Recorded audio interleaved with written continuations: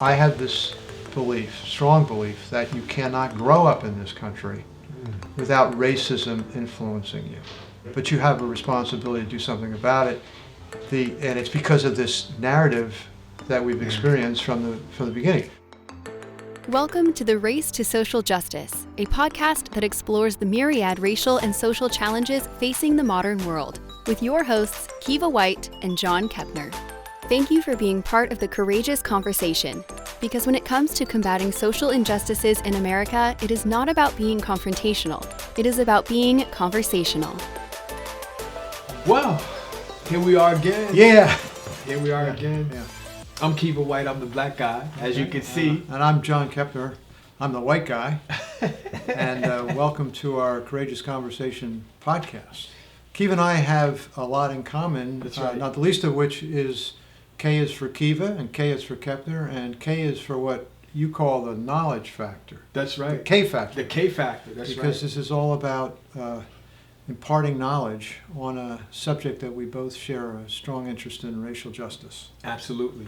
And I mean, this is a platform, John, as you know, that we have created to allow leaders and from any organization, and you don't even have to be a leader, you just have to have a compassion for social justice, to be able to have a platform to share their perspective, to share their knowledge, to share resources that can help other groups and individuals grow in this capacity, so that we all can live in a society where people are respected regardless of their various social identities that we all come with. So I'm excited about being able to have the opportunity to speak with you today and engage in a conversation about your experience with this whole topic on racial justice and how it has impacted your life.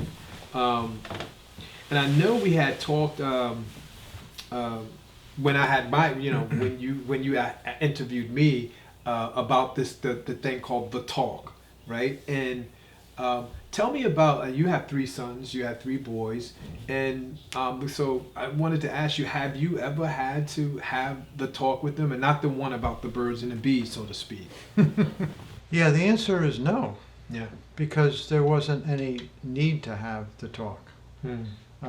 They were told that if they were ever at a party and think bad things were happening and they weren't doing the bad things, that the first thing they should do is go up to the police and say very calmly, I didn't drink, or I didn't do it, and you can call my mom. Wow. And that my wife was really good about drilling that into them, and that did happen once. Right. But we didn't have to worry about the police pulling them over or anything like that. But I will say that we talked a lot. The way race would come up with our sons was, I think one way was through role models in sports. Ah, okay. And because we were all very interested in sports. And my youngest son loved Darryl Strawberry. Ah, okay. But Darryl Strawberry had some real Serious problems, drug Yeah. problems and things like that. And we would talk about that and in relation to role models. And I think, they grew to have a lot of respect for a lot of black athletes because of that. Yeah. I talked about one of my heroes growing up was Muhammad Ali. Nice. Not because he was a great fighter, but because of what he did as an individual. Yeah. And we talk about that. And it's still my nickname in the family is the greatest. Because I wanted to reinforce that point, because every time I said the greatest, I think of Muhammad Ali. At least I would think of Muhammad Ali. Right. So we got into those kinds of discussions, but we never had to have that talk that you're referring to. Yeah. So you just described how you as a parent kind of guided your boys through some of the racial quote unquote landmines or minefield, and allowed to have them be respectful and when it comes to engaging with law enforcement, right? What was it like for you growing up and as a child, and how were you taught to respect authority? What were some of the things that you were taught as a child around people of color that were different than you? I don't remember seeing a black person face to face. until I was 10 years old. Wow. I loved baseball as a kid, and I loved the black players and the white players. My Right. all-time favorites, Willie Mays. You know, Right. so that was where I would see black people, people of color. When I grew up here in Pennsylvania, but when I was 10, we moved to North Jersey, to a town called Glen Ridge, which is about 3 miles long and about a half a mile wide. And there wasn't a black family in our town, but we lived on the last one of the long streets at the edge of the town, and Montclair was right next to our street, and Yep. and right next to our street, it was an all-black street. Okay. So literally, it was black and white. Mm. And the family behind my house had a young guy my age, and we started playing with each other. Yeah.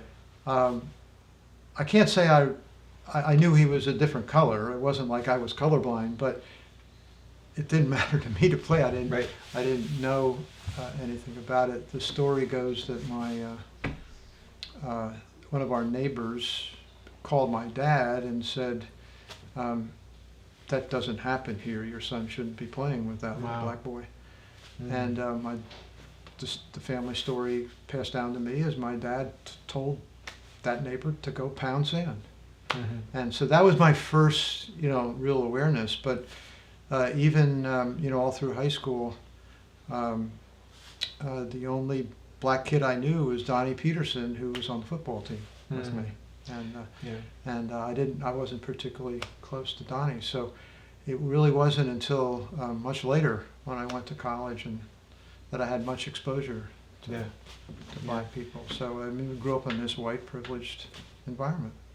And how would you say that has informed your current lens on social injustice and racism? Yeah, well, a couple of things happened, though. That my dad, who was around until I was 11, and he died suddenly. In addition to that story, I do remember that this is an issue that mattered to him, and the way I remember it is that the reason I know that's the case is that when I was about 10 or 11, we decided to have a debate on who was the greater president, Washington or Lincoln. And I made a strategic debate decision to pick Lincoln because I knew my father really liked Abraham Lincoln because he, quotes, freed the slaves. And so I just know from that there must have been something imparted to me from him and maybe my mother, I don't know, that made me make that decision, that debate decision. And I can't explain that anymore. It wasn't until later when I went to college that I really started becoming more aware of this. Although I did listen to a graduation speech that I gave recently, and I did reference racial justice in it and discrimination. So it must have been on my mind during my high school years. But it wasn't because of personal experiences.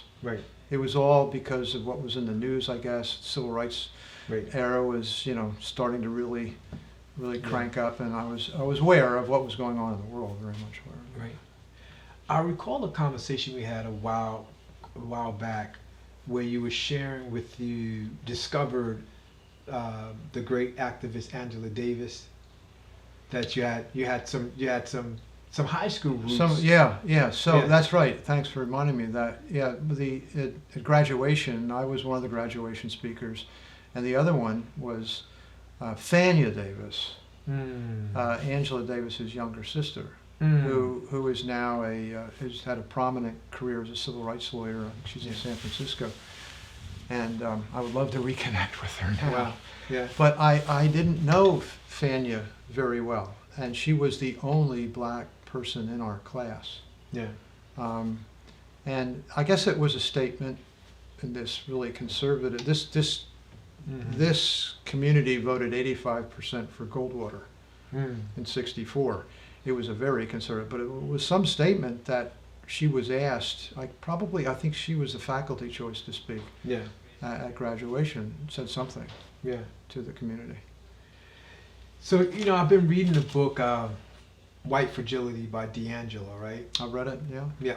And in that book, she referenced a piece about how Toni Morrison talks about this concept called race talk. That in the presence of, so you have covert racism and then you have overt racism. So systemic racism, where a white person will hire all their friends. That's like in your face. And what she's talking about is this concept called race talk, where when you're not in the presence of black people, but you're in your own inner circle, that type of conversation can surface. So the question for you is, if you was to ever stumble upon quote unquote race talk, how would you respond to that? Or have you ever? I have, yes. Yeah, okay, yeah. I have. What was your approach? And I think there was a time when I would not. One of the problems is if you want to. I would often feel the urge to respond, but not know how to do it. Right. But part of it was, I wouldn't want. It might have been a situation where it was a business situation where it wasn't I didn't think it was appropriate to do, or I might feel that people, why are you raising that issue, and so, but I think as time went on, I hope I've developed more techniques and more courage to talk, to confront people with it. But I still have more work to do on that. I think all white people have more work to do on that. I had one situation where, I'm trying to remember the exact details, but it was a COVID-related thing, so it wasn't a personal thing. It was something in an email, and I had an opportunity, and I didn't follow up on it, and it still bothers me, right, that I didn't. And even in discussions since the Great Awakening of last summer among white people, even in discussions, large discussions on Zoom. I remember one in particular where people will say things, and sometimes I will challenge. More often than not, I will challenge. But there's one situation where I just bit my tongue. It was an older woman who told a story that I thought this wasn't appropriate, and I should have said something. Yeah. So. Wow. I still think about that. It was a situation where people were it was an all-white discussion. Okay. There might have been one or two black people on it. It was a church-related thing. Right. And it was a group of people, a lot of people that I didn't know. But this one woman who I did know, was a little older woman, was talking about how she was a little scared of black people because when she was younger, she was walking home and a black person was, she thought, following her. And she decided to go into a store so that she would be in a safe environment. Right. And I thought to myself, I should be talking to her, not about why she was afraid, but why she was talking about that now.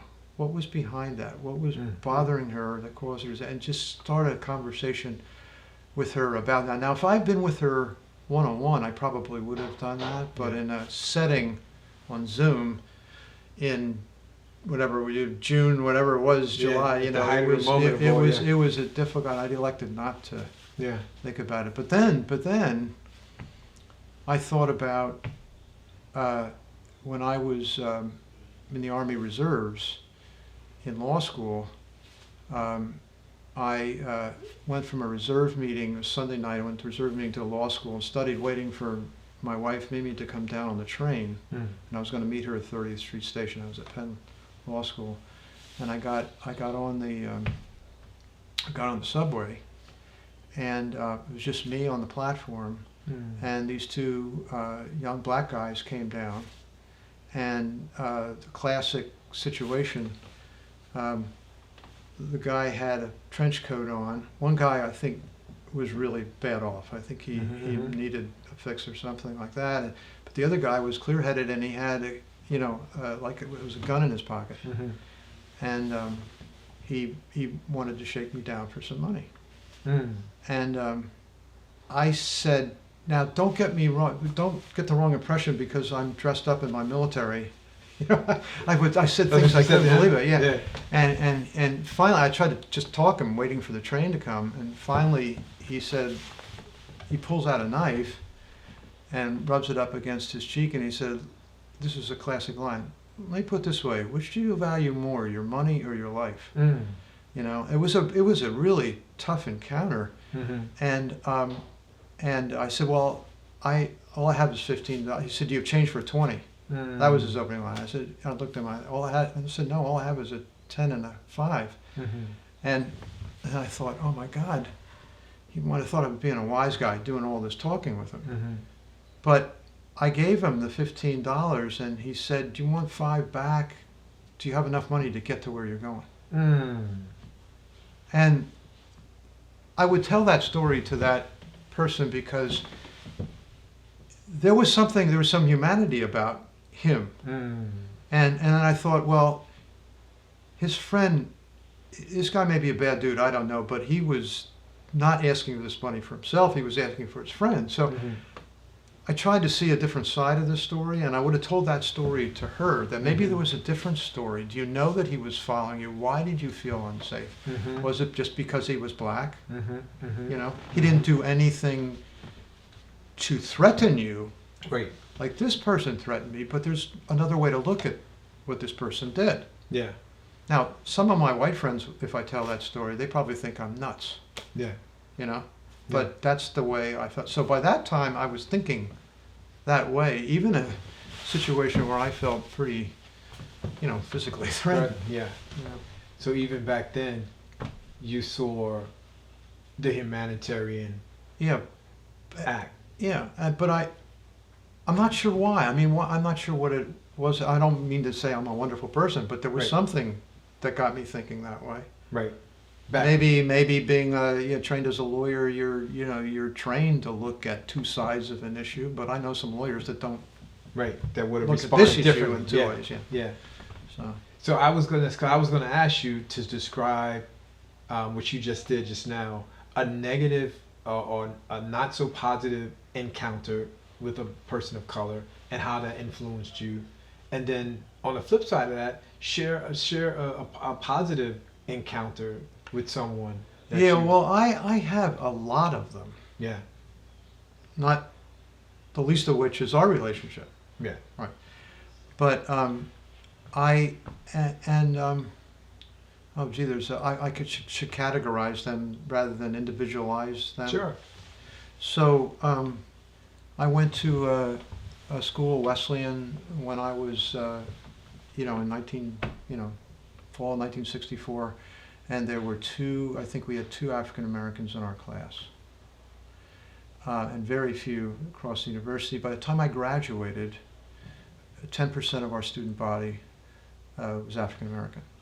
So I went for 4 years in an organization that made a major decision to promote bringing, black people into the education process. So that was a major statement. So how's it? So Martin Luther King came during that period and talked to us.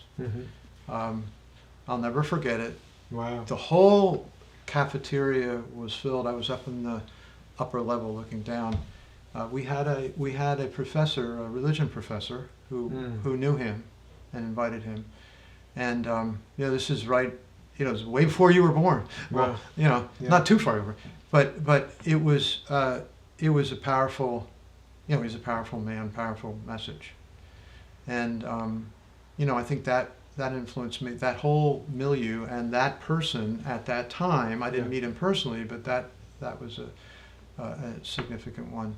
And in my senior year, with all these new black students coming in, a largely fraternity-driven environment, my fraternity, all-white fraternity,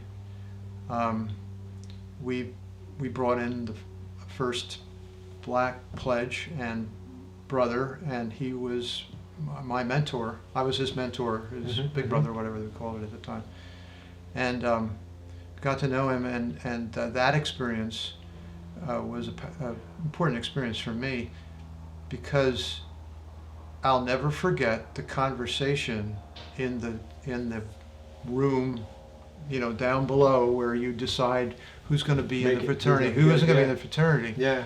That the Brotherhood from Boston said things that were outright racist. No good. Outright racist. Using all the wrong words too. And I thought, I really have to pay special attention to get to know this young man. And by the time the year went by, he realized right away. I think we didn't have the discussion that said, he said to me, you know, some of these brothers are racist, but he did tell me that he just wasn't, this wasn't going to work for him, and he debrotherized. And knowing what I knew and the attitude, you know, I didn't try to dissuade him. Yeah. You know, and so that was an important, positive, negative, but positive as far as my development of, you know, understanding and in terms of him. And then, you know, I learned to meet a fellow by the name of Clay Armbrister, who was our first black in our firm, and I was his big brother. And you know, wonderful man who's had just a tremendous professional experience. He's the president of a university down in North Carolina now. Yeah, yeah. So I've had just starting with those. I can name a lot more, but there are different categories of my life. So it sounds like, so you know, you hear in black communities, I was the first, you know, I'm the first generation college graduate, first homeowner. Have you ever experienced that? Have you ever, outside of just meeting people of color for the quote unquote first time, have you ever experienced having to say that you was the first, for example, in your family history, becoming an attorney, or like, how has that been something that you had to contend with? You can tell I'm thinking. Like nothing's okay. coming. Yeah. Nothing's coming right away. I was the first person in my family to marry a Catholic who didn't convert to become a Protestant. Ah, okay. So from in the broad family too, I think. Right. Not Okay. just my immediate family. Right. Okay. And you know, there was a lot of anti-Catholic, you know, sentiment. Right. Okay. But mostly the answer is no, I guess. Okay. Yeah. Yeah. So I can't relate. I can't relate Yeah. to being the first. Yeah. So many times you may hear a person of color saying, "I'm the first this, I'm the first," and what that really means, right? And is that viewed with respect by other people when the person is the first? It can be, and then it depends on if it's in the family. The family is definitely proud of that, right? And then it depends. It depends on what arena. You know, first time home ownership is a big, you know, it's a huge accomplishment. Yeah. Because now you're breaking down. You're adding wealth and asset. You're teaching wealth and asset building, which some people don't get that until, you know, late in life in communities of color. If you're not taught about wealth building mechanism. I always talk about the book by John Hughes called Family Wealth, and he talks about how there's an advantage point because that's his job is to teach wealthy families how to build wealth generations deep, right? And most African American families don't get that type of education or get access to that type of information. And so thinking about how you were raised, and when you hear the word privilege, right? And most people talk about privilege and this concept of white privilege. What are your thoughts about that? Do you feel that that's a valid term because it's used a lot? Yeah. And Yeah, just well, get your perspective. I do. And my own personal experience is that, we talked earlier about, college and then that era of my life. But during that time, I was acutely aware of what was going on with the civil rights movement and very positive about it. But in my mind, it was, until those guys from Boston talked, it was all in the South. Yeah. Then that was revealing because, it's not just in the South, it's all over the place. Yeah. But it was more a theoretical affinity or understanding. And then what bothered me, I had some more experience. I worked, in Newark, in the legal services when I was in law school, and worked in the city, and so I got more in touch with what was actually happening in the city and Right. black people and so forth, and the Newark riots. I Yeah. experienced that. It was just 2 towns away, and I worked in Newark Yeah. that summer, and so it became more closer to home and more with real people, not just that little black kid that I played with, That's right. on the other Yeah. street. But then there was like this period in my life when I just got into my job, and that coincided with like the end of the civil rights movement, or the dissipation of the civil rights movement, and all of Johnson's programs, and then the nation just stopped paying attention. And it coincided with my building my professional practice and starting a family, and it always bothered. It was always kind of a latent thing to me. It bothered me that it was all about the middle class, and Yeah. everybody forgot about racism and things like that. Or it became nationally, it's all about crime, and then Yeah. attacking crime and stuff like that. So to get back to your question, white privilege never dawned on me. I never thought about being privileged. I got scholarships to go to college. I couldn't go into college if I didn't have scholarships, and I made, the American dream, and I worked hard Yeah. like you did, and I Yep. got into a great college, got into a great law school, and, got a job and that kind of thing. And, Yeah. some of my decisions, like which law firm to work with, were influenced by their attitudes on things like this. Yeah. It wasn't totally gone from me. But white privilege, and how I benefited from white privilege, never thought about it at all until about a colleague of ours, Marion Biglin, was instrumental in an education program on this subject at our church. Wow. And it was the first time I ever thought about white privilege. And we were all asked the question, what have you experienced as white privilege? And I'll tell you the story that this is a major thing for me, that my white privilege really helped out. This is Vietnam, and I'm in the middle of law school, and I no longer have a deferment, and I'm subject to the draft, and my draft number is pretty low. I had an aunt, I'm here in Philadelphia, I had an aunt in Norristown, not far, who worked at the draft board. And she said, Johnny, you should apply to get into the 416 Civil Affairs Unit. And so I put in, the waiting list was, 8 or 9 months. Meanwhile, I get drafted by my draft board back up in North Jersey.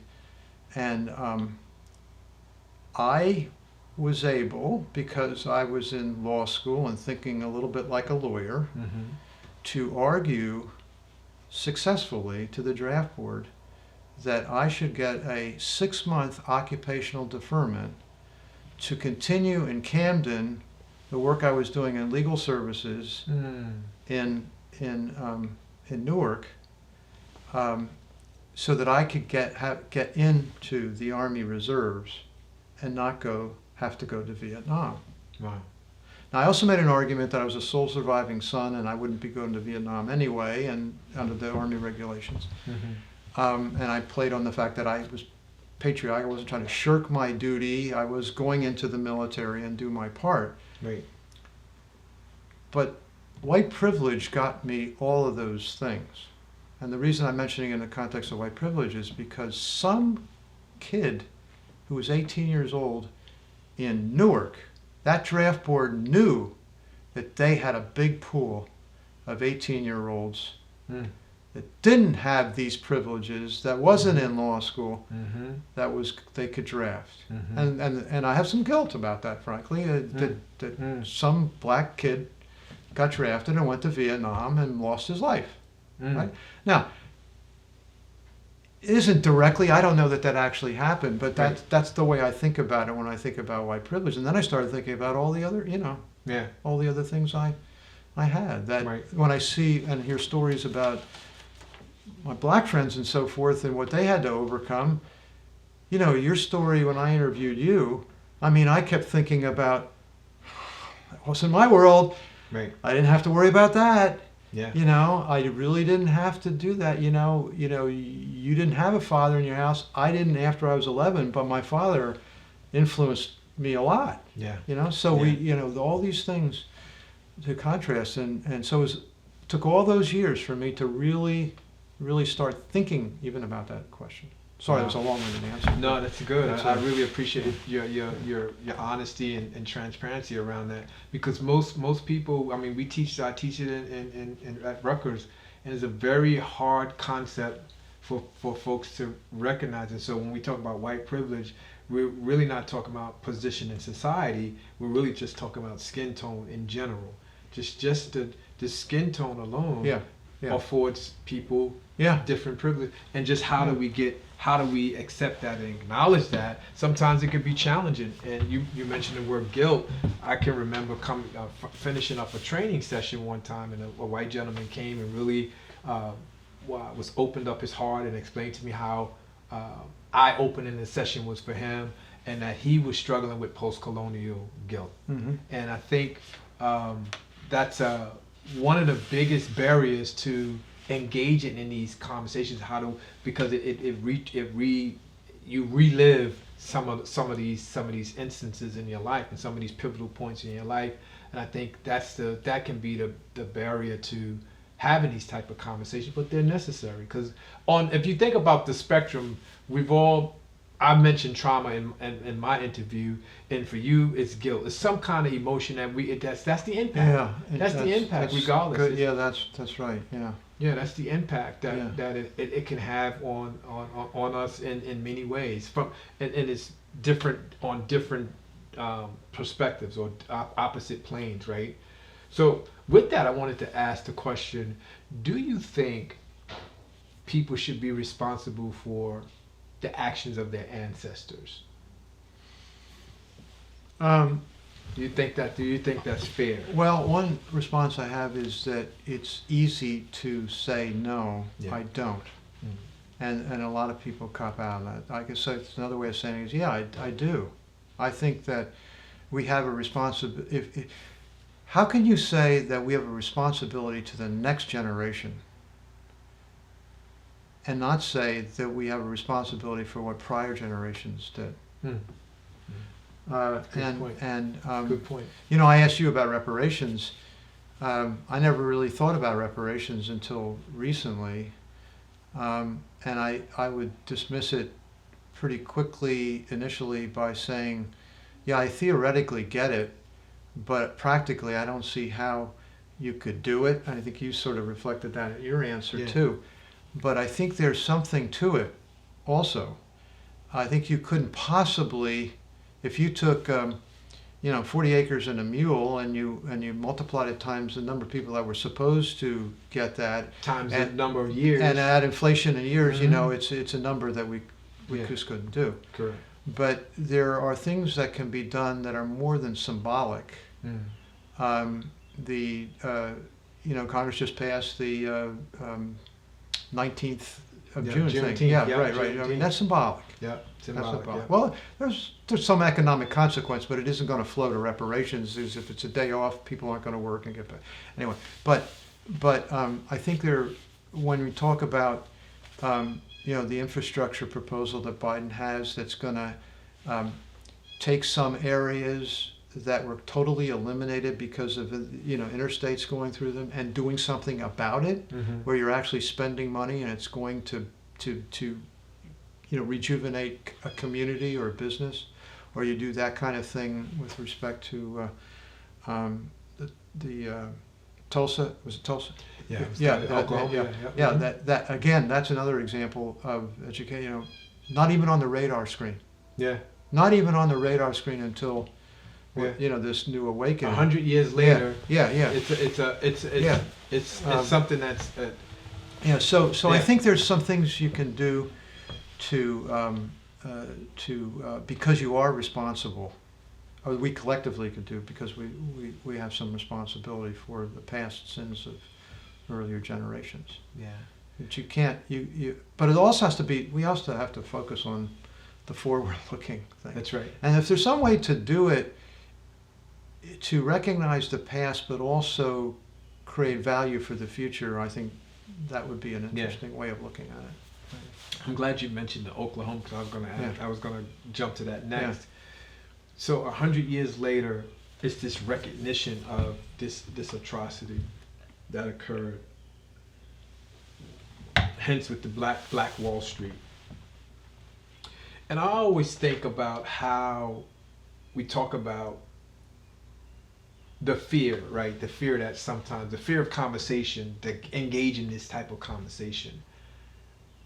I also think that at times there could be a fear of surpassing in the area of success, right? Because most people of color, it's not that we want to surpass anybody. We just want to be successful, just like everybody else in society.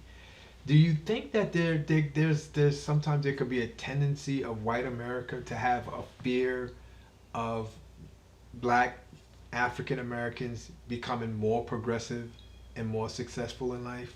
Because hence the Black Wall Street. I mean, it was very successful. There was no crime. It was businesses, and then we have this happen. We see some of that can happen in the workplace as well, when a person of color is denied a promotion, and someone with less skills, but because they're white, gets that promotion. What's your perspective on that, in terms of this whole thing about success versus surpassing? Because here's the thing: as an African American, all I want to do is take my family to Disneyland too. I don't need to get the suite on the top floor. I just want to go on vacation as well. It's a great question, and a lot of things went through my mind as you were asking it. Yeah. I've always felt that diversity is a way to promote business. If you discriminate against a class of people, They won't buy your product. well, no, that's an implication. Yeah, Mhm. but that's not where I'm going. You're competitively going to hurt yourself as a business, because other businesses are going to want talent. And by discriminating against a class of business, you're discriminating against talent. Now, that talent pool may be suppressed, of that class, may be suppressed because of systematic suppression. But there are going to be talented people. So I have a story about in my law firm. I've probably told you this story, but when we had our first class of women, the summer program, and we had, firms were smaller at the time, we had 4 summer associates, and it was pretty well known, even among the associate levels, this was a second-year associate or something, that we were only going to hire 2. And it was also pretty clear by the end of the summer that the 2 women were the best ones. Right. And I went to the one of the partners that I was doing a lot of work with, and I said, "Isn't this great? We're going to have our first 2 women." And he said, "Oh no, we'll only have 1. We can't hire 2 women." And I said to him, I knew he had daughters, so my first argument was, "So you're telling me that when your daughters go to law school, one of them won't get a job somewhere because of this?" But then I said, then I went to his business side and I said, "Look, I'm not too far out of law school. Law schools are really aggressively hiring women. It's almost 50% now. So the talent pool, you're not going to hire the best people, and our competitors are going to go hire the best people. So apply that to any class, whether it's blacks or women or whatever, and there's an economic argument." Yeah. I guess so. That's one reaction I had. Are white people afraid of that? Was your question, that this could happen? I think we've had discussions in my own family about whether our grandchildren will have less of an opportunity because of affirmative action and paying more attention to fair hiring practices and equal pay and things like that. And that's a tough issue for white people. Yeah. It's a tough issue for white people when it gets to your own personal family and is somebody going to be. Now, I argue this point because I don't think so. I think I'd love a situation where everybody has the right resources available to get the right education and the right opportunities, and then you just have regular old competition. Yeah.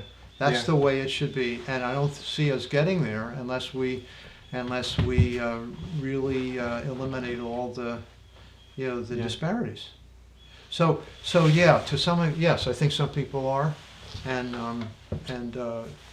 we got to get over that. Yeah. So the parable As a of country. the parable of the 10 talents, right? Mm-hmm.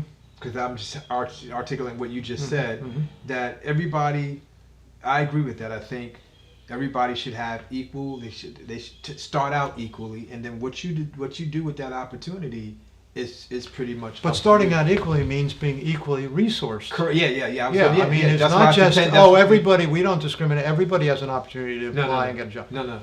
Yeah, so that's why I'm using the 10 talents, because in that parable, everybody was given 10 talents, right? And it doesn't talk about it doesn't talk about race, gender. Exactly. And some people squander them and others didn't. Yeah. Right. So, however, in American society, that doesn't happen. Everybody's not given. They're given opportunity, but they're not given access to the resources. Right. Yeah. So I think that's a very important piece to take a look at. So if you think about, police brutality and all of these things that's been happening lately in the media, has there ever been a time that you experienced any discrimination or any quote unquote run-ins with the law? And what was that like? Other than on mischief night, which no. I'll tell you one thing that bothers me though. You can walk through a neighborhood and see Black Lives Matter signs, and then you can walk through another neighborhood and see Blue Lives Matter. Yeah. And the Blue Lives Matter signs bother me because I really do respect the police. Mm-hmm. I wouldn't want to put my life on the line. I mean, I couldn't do that. I wouldn't have the courage to do that. To be a police officer? Yeah. Or a fireman. Mm-hmm. So, and I believe that it's dangerous to typecast everybody.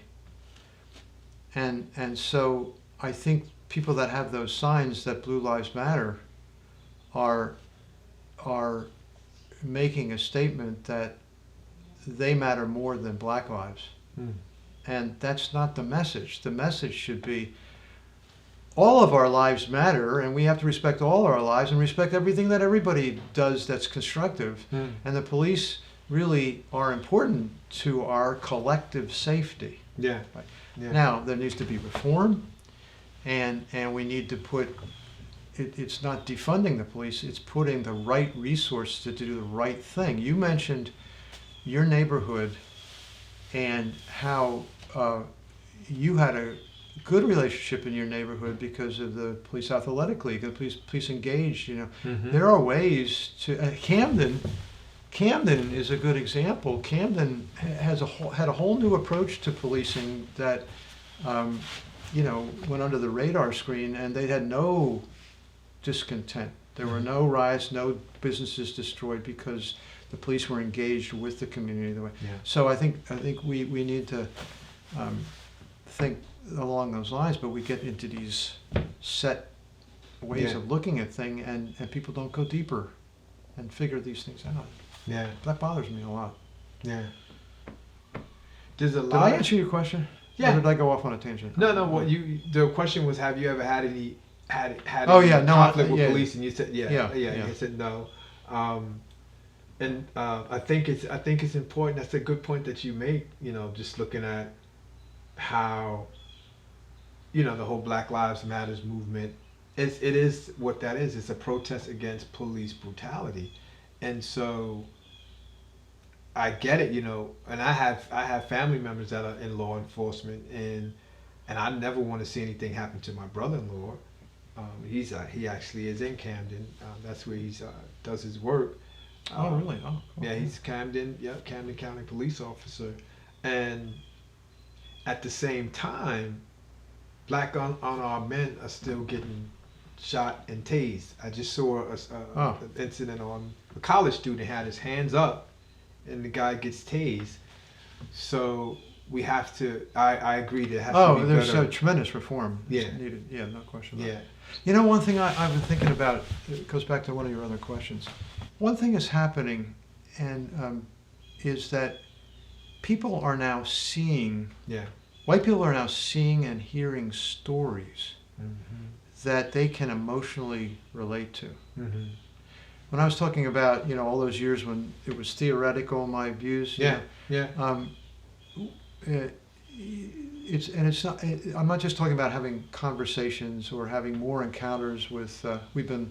Mimi and I have been lucky to have through our church to have lots of opportunities to be with Black folks in the city, and you know, understand that Black folks love their kids just like we love our kids. You know, we have all these common human things that we do together. That's right. Just familiarity helps. But hearing stories, good stories and bad stories, we're hearing more of them now in the public domain in ways that white people can relate to and empathize with, because if that was me or my son that officer has his knee on his neck and is killing him in front of my eye, you know, that I can relate to that. Yeah. I can't relate to it like you can relate to it. Yeah. But I can still relate to it. My emotional reaction, I really wanted to see that verdict too. Yeah. You know, like you were talking about Yeah. the Chauvin verdict. And it was emotional. It wasn't to the degree, but my point is that with these stories, you know, stories that hit you emotionally can make a difference. Yeah.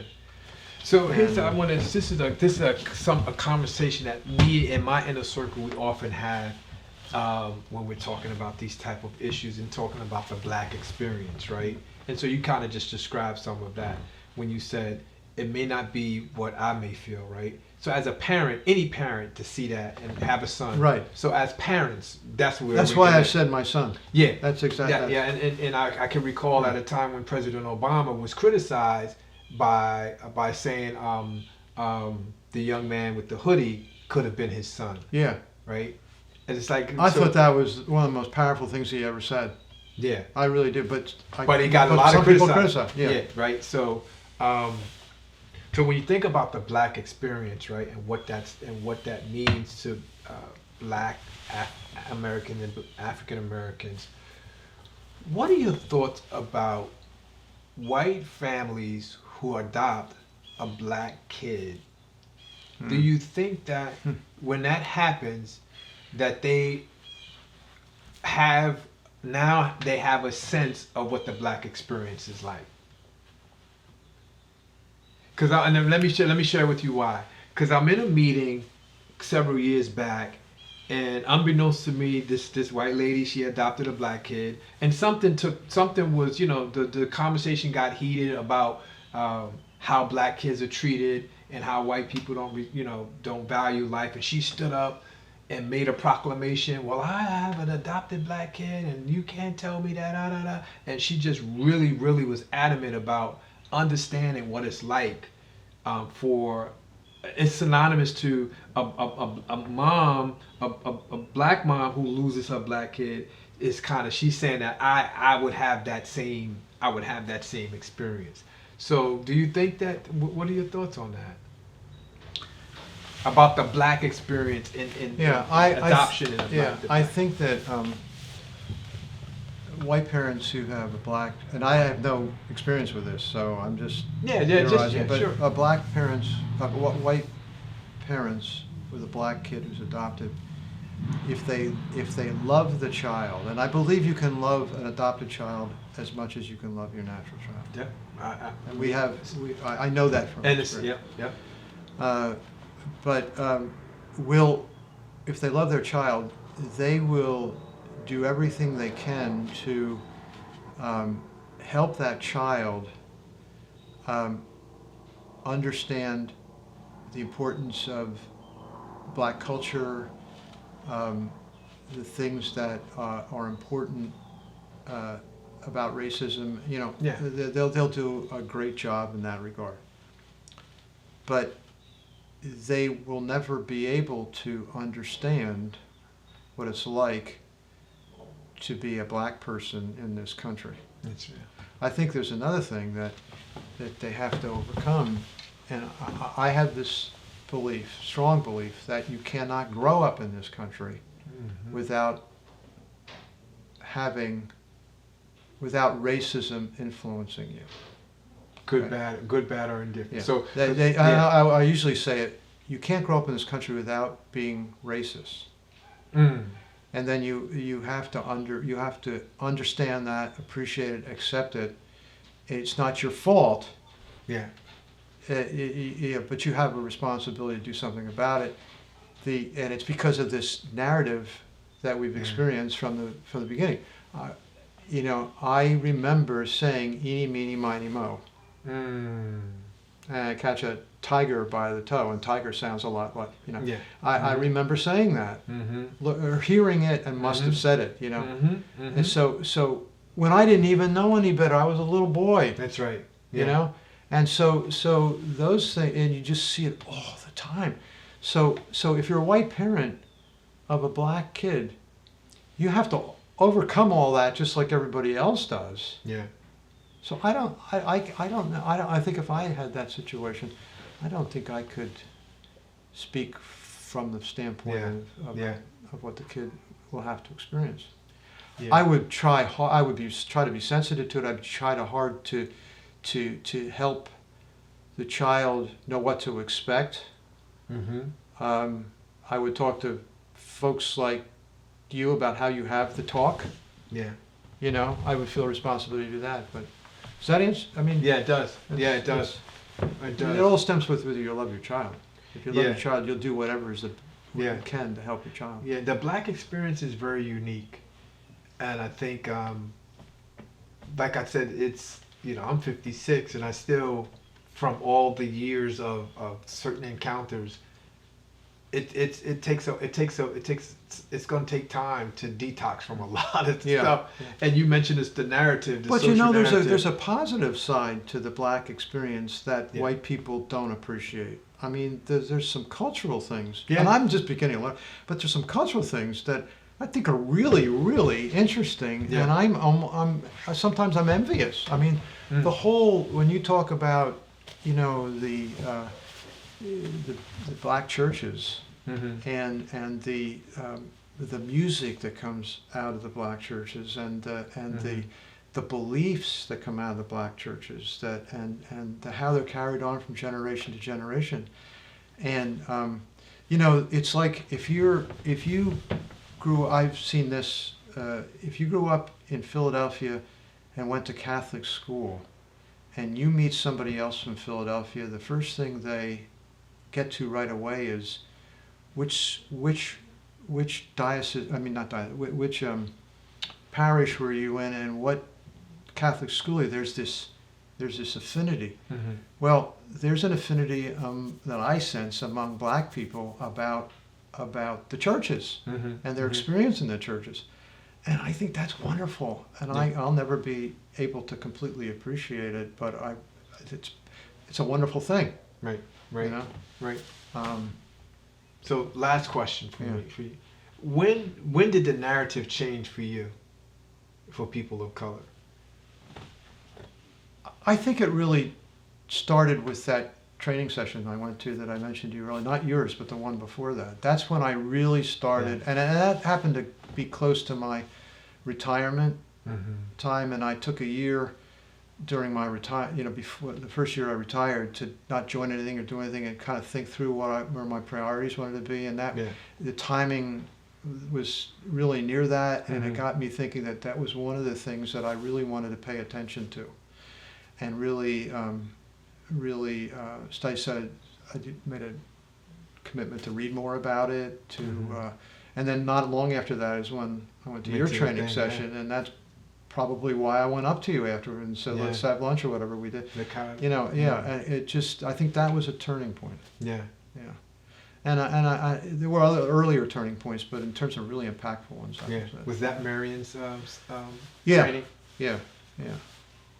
And I observe others in my parish, the sessions these were adult classes after church, and everybody goes to them, and it's really nice, but at a certain time everybody wants to leave because it's near noon or lunch. Yeah. The older folks have to go back and get at the retirement communities have to get their, people stayed longer than I've ever seen, and these are all white people. Wow.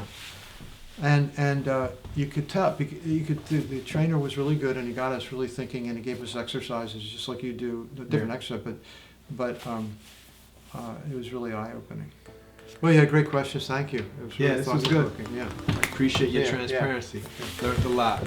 And tune in for our next one. Yeah. Yes, we thank you all for Thanks joining for us here joining for us, the yeah. Race to Social Justice. Yeah. I'm Kiva White, the black guy, I'm John Kepner, the white guy. and we'll see you again. Yeah.